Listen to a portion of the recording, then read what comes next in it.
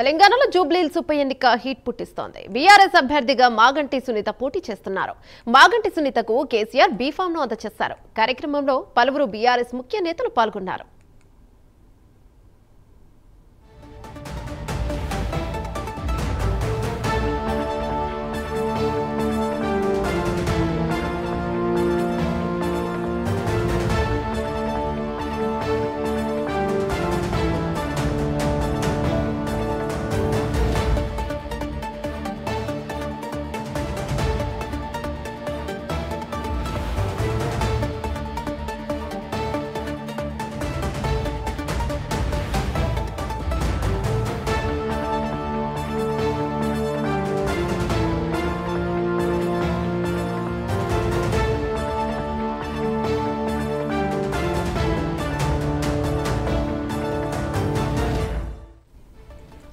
తెలంగాణలో జూబ్లీహిల్స్ ఉప ఎన్నిక హీట్ పుట్టిస్తోంది. బీఆర్ఎస్ అభ్యర్థిగా మాగంటి సునీత పోటీ చేస్తున్నారు.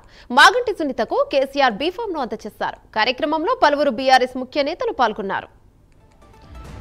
రైట్, ఇదే అంశంపై మరింత సమాచారం మా ప్రతినిధి చందు అందిస్తారు. రైట్ చందు, చెప్పండి.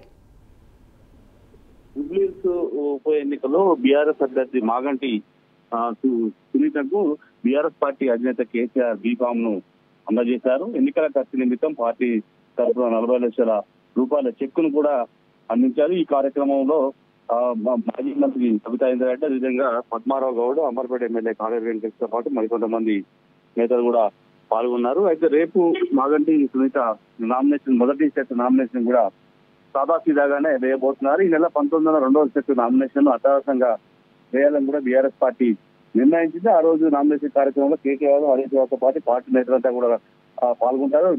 ర్యాలీగా నామినేషన్ కార్యక్రమానికి 19వ తారీఖు రావాలని కూడా నిర్ణయించున్నారు. రేపు మాత్రం సాదాసీదాగానే మాగంటి సునీత నామినేషన్ అయితే దాఖలు చేయబోతున్నారు. ముఖ్యంగా మాగంటి సునీత కేసీఆర్ కలిసిన సందర్భంలో కూడా భావోద్వేగానికి గురయ్యారు. తన భర్తను కూడా గుర్తు చేసుకున్నారు. ముఖ్యంగా చూసినట్టయితే జూబ్లీహిల్స్ ఎన్నికల్లో ఇప్పటికే బీఆర్ఎస్ పార్టీ వేగం పెంచింది. ఇప్పటికే ప్రచార కార్యక్రమాలను కూడా ముమ్మరం చేసింది. ఈ క్రమంలోనే రేపు మొదటి సెట్ నామినేషన్ కూడా వేయబోతున్న నేపథ్యంలో ఈ రోజు బీఫామ్ ను కేసీఆర్ తన ఫామ్ హౌస్ లో మాగంటి సునీతకు అందజేసి 40 లక్షల రూపాయల చెక్కును అధికారికంగా కూడా ఆమెకు ఇచ్చారు. Yamuna. Right Chandu, thank you.